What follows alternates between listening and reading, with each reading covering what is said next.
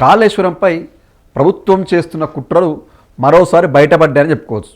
నిజంగా, ఎందుకంటే మొదటి నుంచి కాళేశ్వరంపై ప్రభుత్వం కుట్రలు చేస్తుందని చెప్పేసి ఆరోపణలు చాలా వచ్చాయి.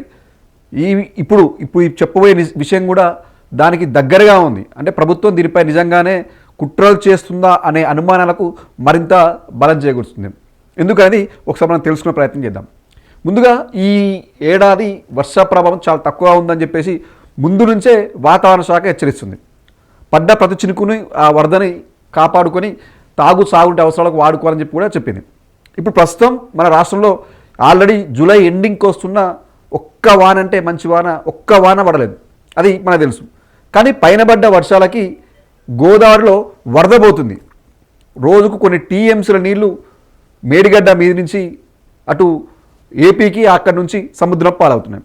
అయితే ఈ నీళ్ళని ఒడిసి పట్టి మన కన్నెపల్లి నుంచి నీళ్ళు ఎత్తిపోస్తే మన రాష్ట్రానికి కావాల్సిన నీళ్ళు వస్తాయని చెప్పేసి ముందు నుంచి కూడా బీఆర్ఎస్ పార్టీ ప్రభుత్వాన్ని డిమాండ్ చేస్తుంది.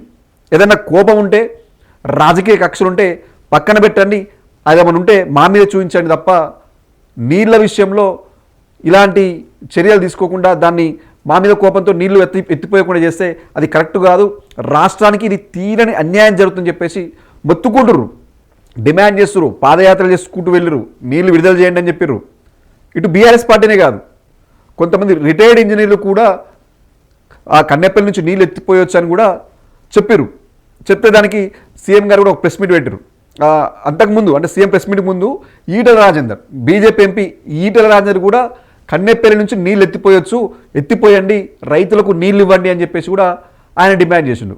దీనిపైన సీఎం రేవంత్ రెడ్డి గారు ఏకంగా ప్రెస్ మీట్ పెట్టి, మనకు తెలిసిందే ప్రెస్ మీట్ పెట్టారు. ఆ ప్రెస్ మీట్ పెట్టి ఎవరైతే ఇంజనీర్లు ఉన్నారో వీళ్ళని జైలుకి పంపడం చేసిందా, జైలు పంపాల్సి ఉండే అని చెప్పేసి ఒక మాట మాట్లాడాడు. వాతావరణ శాఖ వాళ్ళని కొడ దెబ్బలు కొట్టాలి, ఇది బెల్ట్ దెబ్బలు లేవు అని చెప్పేసి మాట్లాడాడు. ఈ నేపథ్యంలో ఇంకోటి కూడా ఈటెల అందరికి ఏం చెప్పిందంటే, ఎన్డీఏఎస్ఏ కాడికి వెళ్ళి ఆ ఎన్డీఎస్ఏ చైర్మన్ని అటు కేంద్ర జలవనరుల శాఖ మంత్రిని కలిసి తీసుకొని వస్తే నా దగ్గరికి ఆ ప్రాజెక్టును మీకు అప్పగిస్తా, ఎందుకంటే ఎన్డీఎస్ఏ వాళ్ళు ఎవరైతే నేషనల్ డ్యామ్ సేఫ్టీ అథారిటీ ఉందో ఆ ఎన్డీఎస్ఏ వాళ్ళు కాళేశ్వరం నీళ్లు ఎత్తిపోయొద్దు, అది ఎత్తిపోస్తే కూలిపోయే ప్రమాదం ఉంది అని చెప్పారు. కాబట్టి ఎన్డీఎస్ఏ రిపోర్ట్ ప్రకారం మేము నీళ్లు ఎత్తిపోయలేమని చెప్పేసి ప్రభుత్వం చెప్పింది. అయితే ఇప్పుడు ఈ విషయంపైనే ఒక స్పష్టత ఇచ్చింది ఎన్డీఎస్ఏ. ఏంటి అంటే, ఏదైతే ప్రభుత్వం ఆరోపణ చేసిందో దానికి మాకు సంబంధం లేదని చెప్పేసి కుళ్ళక్కుల చెప్పేసింది.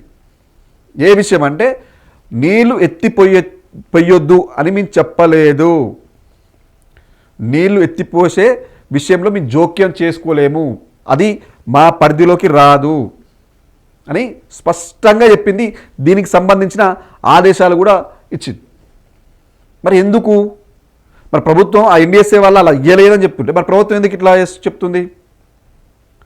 ఎన్డీఎస్ఏ వాళ్ళే వద్దనరు కాబట్టి ఎన్డీఎస్ఏ ప్రకారం మేము పోతున్నాం అంతే తప్ప మాకేం లేదని చెప్పేసి ప్రభుత్వం చెప్తుంది.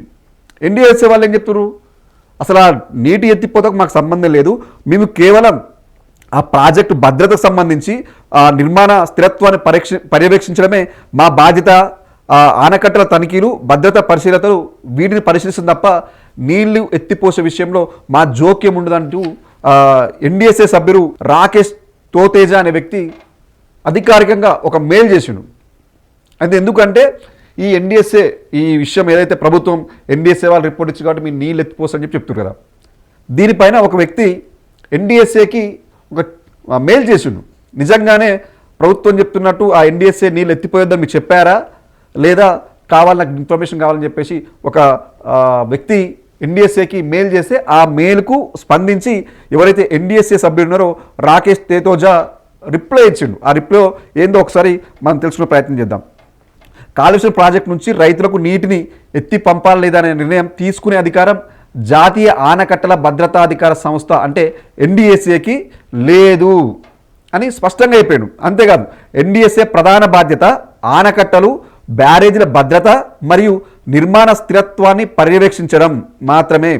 ఆనకట్టల తనిఖీలు, భద్రతా పరిస్థితుల పరిశీలన, నిర్వహణ మరియు పునరుద్ధరణ వంటి అంశాలపై ఎన్డీఎస్ఏ దృష్టి ఉంటుంది అంటే వీటిపైనే ఇది ఆనకట్టలు, దాని భద్రత, బ్యారేజీలు ఎలా ఉన్నాయి, ఇదే మా పరిధిలో ఉంటుంది, దీనిపైన మేము దృష్టి పెడతామని చెప్పేసి స్పష్టంగా అయిపోయింది. అయితే ఇక్కడ ఇంకో విషయం ఉంటుంది. అయితే కరువు పరిస్థితుల్లో రైతులకు సాగునీరు లేదా ప్రజలకు తాగునీరు అందించేందుకు నీటిని ఎక్కడి నుంచి ఎంత మేరకు ఏ విధంగా ఉపయోగించాలి అనే నిర్ణయం ఎన్డీఎస్ఏ పరిధిలోకి రాదు. ఇది సంబంధిత రాష్ట్ర ప్రభుత్వం తీసుకోవాల్సిన విధానపరమైన నిర్ణయం అని ఇక్కడ స్పష్టంగా అయిపోయింది. అంటే మీ ఇక్కడ కరువు పరిస్థితులను బట్టి ఇక్కడ రాష్ట్ర ప్రభుత్వం నిర్ణయం తీసుకోవచ్చు, ఎక్కడి నుంచి ఎన్ని నీళ్లు ఎలా తీసుకోవాలని నిర్ణయం తీసుకోవాల్సింది రాష్ట్ర ప్రభుత్వం తప్ప దీంట్లో ఎన్డీఎస్ఏ జోక్యం చేసుకోదు అని చెప్పింది. మరి ఇక్కడ మన ప్రభుత్వం ఏం చెప్పిందంటే ఎన్డీఎస్ఏ వాళ్ళే నీళ్ళు ఎత్తిపోయొద్దని చెప్పిర్రు అని ఇక్కడ చెప్పారు. ఇక్కడ ఎన్డీఎస్ఏ వాళ్ళు ఏం చెప్తారంటే మాకు ఆ విధానపరమైన దాంట్లో మాదేం నిర్ణయం ఉండదు, ప్రభుత్వాలే నిర్ణయం తీసుకోవాలని చెప్పేసి వాళ్ళు స్పష్టంగా చెప్పారు. అయితే ఇక్కడ ఇంకో విషయం కూడా ఉంది. అదే సమయంలో నీటిని పంపింగ్ చేసే ముందు బ్యారేజ్ల భద్రత పరిస్థితి, సాంకేతిక నిపుణులు సూచనలు మరియు పునరుద్ధరణ పనుల స్థితిని ప్రభుత్వం సమగ్రంగా పరిశీలించాలని చెప్పింది. ఈ విషయంలో రిటైర్డ్ ఇంజనీర్లు ఎవరైతే మన తెలంగాణకు సంబంధించిన కొంతమంది రిటైర్డ్ ఇంజనీర్లు కూడా మేమే మీ దగ్గర ఉంటాం, ఈ కన్నెపల్లి నుంచి నీళ్లు ఎత్తిపోయడం వల్ల ఎలాంటి ప్రమాదం జరగదు, మేమే అక్కడ దగ్గరుండి వీటిని పర్యవేక్షిస్తాం, మేము పర్యవేక్షించినందుకు మేము ఎలాంటి లాభాపేక్ష అంటే మాకేం జీతాలు లాంటివి ఏమీ వద్దు, రైతులకు నీళ్ళు ఇవ్వడం, ప్రజలకు తాగునీళ్ళు ఇవ్వాలనే ఒక ఉద్దేశంతోనే మేము స్వతహాగా స్వచ్ఛందంగా ముందుకొచ్చి ఈ పని చేస్తామని కూడా రిటైర్డ్ ఇంజనీర్ చెప్పారు. అంటే వీళ్ళు కూడా పర్యవేక్షిస్తామని చెప్పారు, కానీ వీళ్ళకి పర్మిషన్ ఇవ్వట్లేదు. పర్మిషన్ ఇవ్వకపోగా జైలు వేయకపోవడం తప్పైంది, వీళ్ళు జైలు వేయాల్సి ఉండే అని చెప్పేసి ముఖ్యమంత్రి గారు ఓ మీడియా సమావేశంలో చెప్పారు. అక్కడ ఎన్డీఎస్ఏ వాళ్ళేమో మాకు సంబంధం లేదు, అది ప్రభుత్వ నిర్ణయం అని చెప్పారు. ఇక రిటైర్డ్ ఇంజనీర్లు మీరు సాయం చేస్తామని చెప్తే వీళ్ళు జైలు వేస్తామని చెప్పారు. మరి ఎందుకు ఈ రకంగా? ఇంకా అంటే ఓవరాల్గా చెప్పాలంటే ఈ ఎన్డీఎస్ఏకి నీటిపై నిర్ణయం తీసుకునే అవకాశం ఉండదు, ఓన్లీ ఆనకట్టల భద్రత మాత్రమే ఉంటుంది, నీళ్లు ఎత్తిపోసే అంశం రాష్ట్ర పరిధికి మాత్రమే ఆ రాష్ట్ర ప్రభుత్వం తీసుకున్న నిర్ణయం మాత్రమే అని చెప్పిందన్నమాట.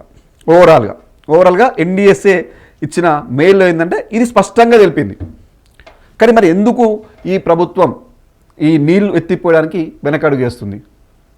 నిజంగానే బీఆర్ఎస్ పార్టీ ఆరోపిస్తున్నట్టు ఆ మేడిగడ్డ కూలిపోయింది, కాళేశ్వరం కొట్టుకుపోయింది, 1,00,000 కోట్లు గోదావరిపాలు అని చెప్పేసి కాంగ్రెస్ మొదటి నుంచి ఆరోపణ చేస్తుంది. కానీ వాస్తవంగా మనం చూస్తే కాళేశ్వరం నీళ్ళే ఇప్పుడు దిక్కైనాయి. గత రెండేళ్లుగా కూడా చూసినా కానీ ఏదో రకంగా కాళేశ్వరం సంబంధించిన ఆ బ్యారేజ్ నుంచి నీళ్ళు వచ్చింది తప్ప కొత్త నీళ్ళు అయితే ఎక్కడి నుంచి రాలేదు. మనం అబ్జర్వ్ చేస్తే ఇప్పుడు కూడా మన మేడిగడ్డ నుంచి వరద పోతుంటే వర్షానికి ఆ వరద ఏపీ కింద ఉన్న ఏపీ ఆంధ్రప్రదేశ్ సంబంధించి వాళ్ళు నీళ్ళు ఎత్తి పోసుకుంటారు, వాళ్ళ ఉన్న కెపాసిటీని బట్టి నీళ్ళు ఎత్తి పోసుకుంటారు, మిగతా నీళ్ళన్నీ సముద్రం పాలైపోతున్నాయి. కానీ మనం మాత్రం మోటార్ లాంచ్ చేయట్లేదు. ఎందుకు మరి? నిజంగా మోటార్ లాంచ్ చేస్తే ఈ ఆరోపణ అంటే ఏదైతే మేడిగడ్డ కూలిపోయిందని చెప్పిర్రో అది తప్పని తేలిపోతుందనా?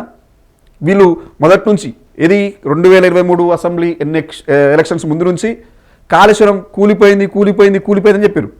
అది కూలిపోయింది కాదు, జస్ట్ 2 పిల్లలే కుంగిపోయాయని చెప్పేసి మొదటి నుంచి అటు అందరూ రిటైర్డ్ ఇంజనీర్లు కావచ్చు, కొంతమంది తెలంగాణ వాదులు కావచ్చు, నీటి రంగ నిపుణులు కావచ్చు పరిశీలించి కూడా చెప్పారు.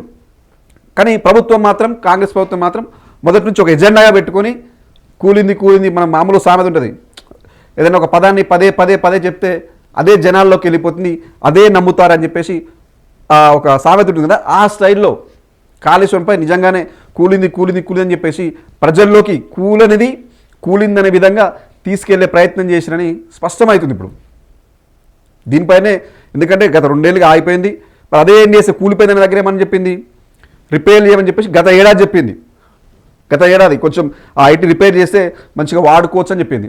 కానీ ఏడాది కాలంగా దాన్ని పడవ పెట్టి ఇది ఎన్డీఎస్ఏ రిపోర్ట్ ఇచ్చినప్పటికీ దాన్ని పట్టించుకోకుండా దాన్ని పక్కన పెట్టి ఇప్పుడు ఈ వానాకాలంలో మేము ఆ బ్యారేజ్ పరిశీలిస్తున్నాం, నిపుణులు ఇంజనీర్లు చూస్తున్నారు, దానికి ఒక ఫైనల్ రిపోర్ట్ వస్తుంది, అది వచ్చినాక వచ్చే ఎండాకాలం వరకల్లా అంటే నెక్స్ట్ ఇయర్ ఇది 2026 అంటే 2027 వరకల్లా పనులు పూర్తి చేస్తామని చెప్తుంది.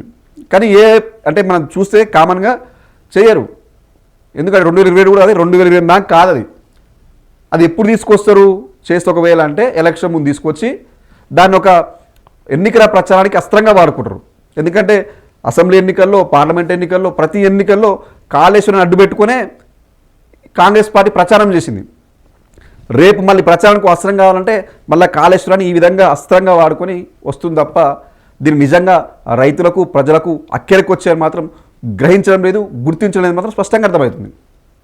జస్ట్ ఇది నిజంగానే కన్నెపల్లి ఇప్పుడు వాళ్ళ అడ్డు పెట్టకుండానే ఇప్పుడు పోతున్న వరదను బట్టి కన్నెపల్లి నుంచి మోటార్లు ఆన్ చేసి నీళ్ళు ఎత్తిపోసుకుంటే స్వతహాగా వచ్చేస్తాయి. కాకపోతే దానికి ఏమైంది, రెండు రకాలుగా ఇది ఏంటంటే, ఒకటి అది మనం మోటార్లు ఆన్ చేస్తే బీఆర్ఎస్ పేరుస్తున్న ఒకటై ఉండాలి, రెండోది కరెంటు బిల్లు పేరుతోని ఇది ఈ ఎత్తిపోతలతోని కొంత కరెంటు బిల్ వస్తుంది కదా, ఆ కరెంటు బిల్ అంతా కరెంటు బిల్ ఓడగడతారు, ఆ నీళ్ళు లేకపోతాయని చెప్పేసి ఆ బిల్లు కట్టలేక చేతులు ఎత్తేసి ఈ రెండు కారణాలతోనే ఇలా కన్నెపల్లి దగ్గర మోటార్లు ఆన్ చేయడం అని చెప్పేసి ఒక అనుమానం అయితే వస్తుంది. నిజంగా అదే అనుమానం వస్తుంది.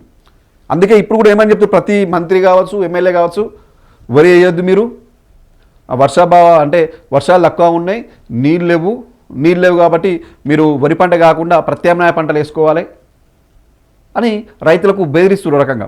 మీరు ఆ పంటలు వేస్తే మీ నీళ్ళు ఇయ్యలేం, రేపు మమ్మల్ని అడగొద్దు, మేము వేసినామని చెప్పేసి మీరు ఏం వేసుకోరు కానీ అని చెప్పేసి చెప్తారు.